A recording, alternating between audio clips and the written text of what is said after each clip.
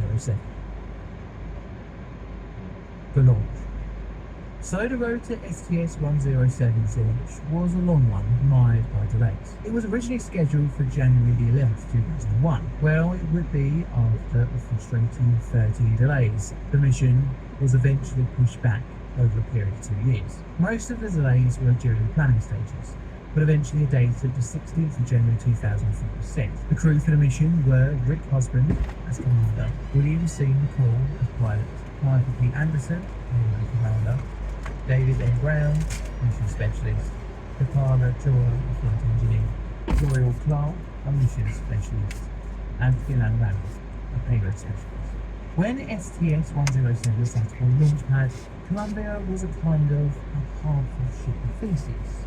She, as noted by NASA in their report, had more than 44% of its original thermal protection system charged, and 41 of the 44 wing-leading edge reinforced carbon panels were still original.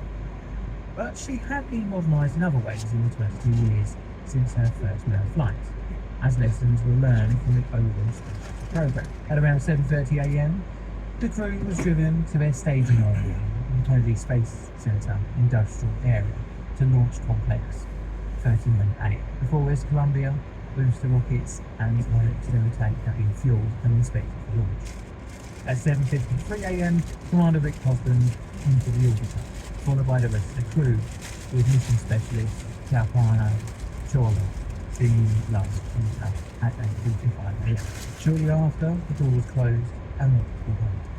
At 10:15, non-essential personnel were cleared from the launch area. The auxiliary power was started at 10:35, and liftoff began at 10:39 a.m. with ignition of the solid rocket boosters. Roughly around 57 seconds, the shuttle experienced a wind shear at roughly 32,000 feet, pushing the nose to the right-hand side. This increased the aerodynamic force on the external tank's bypass strut attachment. It was an extreme change, but within design specifications. At 81.7 seconds after launch, a large piece of foam and two smaller pieces detached from the ET bypass ramp. The larger piece was 21 to 27 inches long and 12 to 18 inches wide. It was travelling at between 416 and 573 miles an hour. The large piece struck the reinforced carbon leading edge of the shuttle's left wing. The flight carried on, and 2 minutes and 7 seconds after liftoff, the solid rocket boosters separated from the external tank and descended back to Earth. Around 8 minutes and 30 seconds after launch, the space shuttle main engine shut down as expected, after which the external tank was jettisoned at 11:20 a.m. Now, the debris strike wasn't known by either crew or NASA at the time. The launch had been recorded, and as a usual part of post-launch operations, NASA reviewed all footage that was captured. This was to see if the shuttle had received any damage. The strike wasn't discovered until day 2 of the mission, when the Inter-Center Photo Working Group was reviewing the footage. The debris was seen, but there was a lack of images of Columbia's left wing. This was just due to the lack of a camera in that particular angle. Concerned, the Inter-Center Photo Working Group sent a report with a video clip of the impact to the mission management team, the mission evaluation room, and engineers at United Space Alliance and Boeing. How much damage? So, with the information that a debris strike had occurred, NASA and its contractors began trying to figure out how much damage could be done. Previous debris strikes had not resulted in disaster. Nevertheless, the state of Columbia's left wing had to be discovered. A debris assessment team was set up. The first meeting of the team was 5 days into the mission. This resulted in the desire for an on-orbit picture of Columbia. A request was put into the Johnson Space Center Engineering Management Directorate, but it was decided that getting images from US Strategic Command and their in-orbit satellites would require the orbiter moving so its left wing could be photographed. A side effect of this would interrupt the ongoing science operations aboard Columbia. Without the images, the debris assessment team were limited to mathematical modelling using a tool called Crater. It wasn't designed for this particular task. This left the team with the following result, as stated in the investigation report: that some localized heating damage would most likely occur during re-entry, but they could not definitively state that structural damage would result. On the 24th of January, the debris assessment team presented their findings to the mission evaluation, the manager of which gave a verbal summary of the presentation to the mission management team the same day. The mission management team declared the debris strike a turnaround issue, and any further request for imaging was cancelled. Now, the crew were made aware of the potential issue in order for an in-orbit media event, but the issues were played down in the following email. Thursday, January 23rd, 2003, 11:13 PM. Rick and Willie, you guys are doing a fantastic job staying on the timeline and accomplishing great science. Keep up the good work and let us know if there's anything that we can do better from an MCC/POCC standpoint. There is one item that I would like to make you aware of for the upcoming Public Affairs Officer event on Blue FD10 and for future PAO events later on in the mission.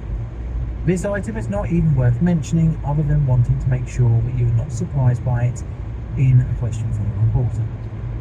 During ascent at approximately 80 seconds, photo analysis shows that some debris from the area of the YET bipod attachment point came loose and subsequently impacted the orbiter's left wing in an area of transition from chine to main wing, creating a shower of small particles. The impact appears to be totally on the lower surface and no particles are seen to traverse over the upper surface of the wing. Experts have reviewed the high-speed photography and there is no concern for the RCC or tail damage. We have seen this same phenomenon on several other flights and there is absolutely no concern for injury. That is all for now. It's a pleasure working with you every day. On the 26th of January, the debris assessment team concluded in a report that a debris strike was a no-safety flight event. Before re-entering, the mission management team held a meeting to discuss go, no-go of the orbiter. During this, there was only a minor mention of the debris strike, and this took place on the 31st of January, as the orbiting was green-lit for the next day. The disaster. So we are finally here. It is the early hours of the morning of the 1st of February 2003, and the entry flight control team begins their duty in the Mission Control Center. The team begins working on the deorbit preparation checklist and re-entry checklist procedures. The weather was as expected, and as far as anyone could see, all systems were looking good. A poll was held by the Mission Control Center entry flight director for the Mission Control Room to give a go, no-go decision for the deorbit burn. At 10 past 8 AM, the crew were notified they would go for the deorbit burn. So in order for the orbiter to enter the Earth's atmosphere, the engines needed to be fired to lower the spacecraft's orbital altitude. At 8:15 AM, Columbia executed its deorbit maneuver on its 255th orbit. The 2-minute, 38-second burn slowed the orbiter's speed down from its orbital speed of 17,500 miles an hour. The orbiter was then maneuvered into its nose-up position. As it descended into the atmosphere, heat was produced from friction of air upon the vehicle. During this, wing leading edge temperatures rise, reaching an estimated 2,500 degrees Fahrenheit. At 8:38, a sensor started receiving heightened strains on the left wing. However, this data isn't transmitted to the ground or to the crew. At 8:49 AM, Columbia started its roll to the right in order to manage lift. She is travelling at 24.5 Mach. Columbia enters the period that is considered the highest temperature the shuttle will endure. At 8:53 AM, Columbia could be seen from the ground. She is a bright spark of light shooting across the sky. Temperatures reach over 2,800 degrees Fahrenheit on the left wing. At 8:56 AM, Columbia undertakes a rollover reversal at a speed of 20.9 Mach. Columbia is now at 219,000 feet. At this point, the shuttle started shedding debris, as could be seen from photos of the re-entry. Communication between Columbia and the ground were becoming difficult, with flight control asking the crew to repeat their last message. At 8:59 AM and 32 seconds, a garbled message in which the only word Roger could be made out, after which static was the only thing that could be heard. At 9 AM, videos taken from the ground showed Columbia had disintegrated. During this time, control room staff frantically tried to figure out what was happening. They had lost indications of various systems aboard the orbiter. Tracking data had also been lost. The worst nightmare for them was unfolding. At 12 minutes past 9, that the video breakup made its way to the flight director. Columbia and all 7 aboard were lost. After the scheduled landing time of 9:16 had passed, NASA began executing their contingency plan. This would involve readying an investigation team, notifying families of the crew, and notifying President Bush. George Bush would make a statement to the public in the early afternoon of the same day. My fellow Americans, this day has brought terrible news and great sadness to our country. At 9 o'clock this morning, Mission Control in Houston lost contact with our space shuttle Columbia. So at around 9 a.m, 911 calls started flooding in all over Texas, with reports of debris hitting property, motorists in their cars, and causing noise disturbances. Pretty soon it became apparent that these reports were of parts of the shuttle breaking up. Emergency response teams were dispatched to recover and decontaminate debris locations. This was no mean feat, as the area affected was estimated to be around 2,000 square miles. And the area would increase as the search efforts continued. Exact coordinates were taken of each impact site. This data would help investigators piece together the failure narrative. Over the following months, thousands of search workers would scour the debris fields. In total, over 83,000 pieces of debris were found, with some being discovered nearly 10 years after the disaster. But the main search did end in May 2003. Interestingly, during the recovery, some Challenger debris was handed in. A hangar was used at Kennedy Space Center for laying out the debris, much like what happens in an air crash investigation. The remains of each of the 7 astronauts were recovered, but due to the nature of the disaster, it was nearly unidentifiable pieces of organic matter. Needless to say, an investigation would be conducted, and it wasn't immediately apparent what had gone wrong. After all, mission managers didn't think that a foam strike could cause a catastrophic failure. The investigation. So within a couple of hours of the loss of Columbia, the NASA administration formed the Columbia Accident Investigation Board. In total, this would consist of 13 members, with a mixture of various backgrounds of both military and civilian persuasions. The debris would be visited by the board and data from the in-flight recorder was analysed. An inconceivable amount of information had to be compiled and sifted through for the investigation. Sensor data did hint towards the starting points of the breakup, and it would sadly be around the left wing. Sensors in that area recorded heightened temperatures way beyond design spec. They also found a considerable difference in the damage to the left and right wings in the debris that they found. Left wing parts showed increased heat and aerodynamic damage. So needless to say, all the evidence was pointing the board towards the mechanical failure, which was the foam strike damaging the left wing's leading edges, reinforced carbon-carbon thermal insulation. But the greater cause was from within the way NASA was operated. First of all, they didn't understand fully the mechanism in which the foam could have been shed off the external tank, and there were no non-destructive ways to inspect the foam for issues. But this was kind of the tip of the organisation's iceberg of disaster. You see, in the 1990s and early 2000s, NASA was trying to do quite a lot with not that much, in the sense that the budget fully overall was being squeezed. This was due to the International Space Station taking up more and more of NASA's resources. This reflected in the workforce that was allocated to the shuttle. In 1993, there were over 30,000 people working on the project, but by 2002, that number had dwindled down to 17,000.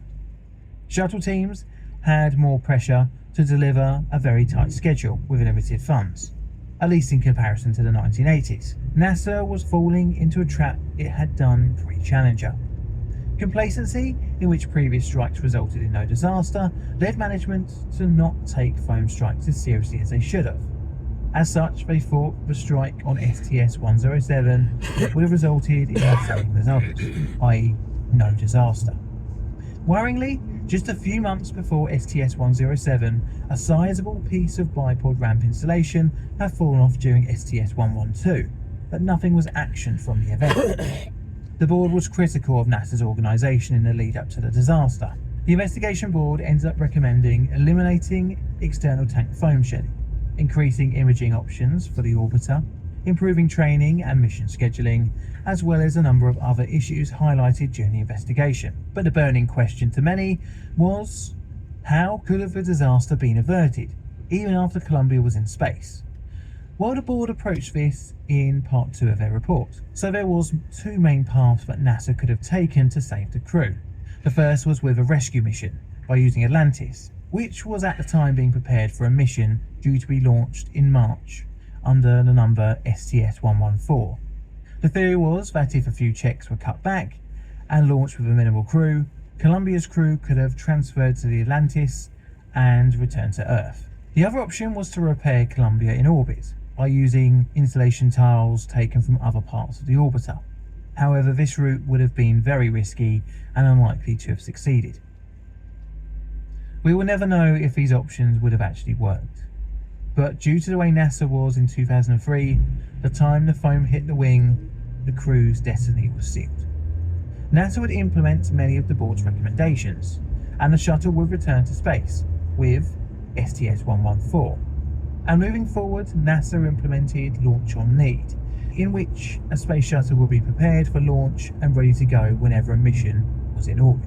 These contingency missions were numbered STS-300. In 2004, the shuttle was announced that retirement was on the books, and in 2011, STS-135 was the last shuttle mission. So that's my video on the Columbia disaster. This is my bingo card results. Do you agree? And my rating is going to be 4 on the disaster scale. This is a Plain Difficult production. All videos on the channel Creative Commons Attribution Share Alike licensed. Plain Difficult videos are produced by me, John, in a currently very wet and cold corner of southern London, UK. I have a second YouTube channel, Instagram and Twitter, or X, or whatever you want to call it, so check them out for all my other bits and pieces and odds and sods. I'd like to make a very warm thank you to my YouTube and Patreon members who help financially support this channel. And all I have to say is thank you for watching, and Mr. Music, play us out.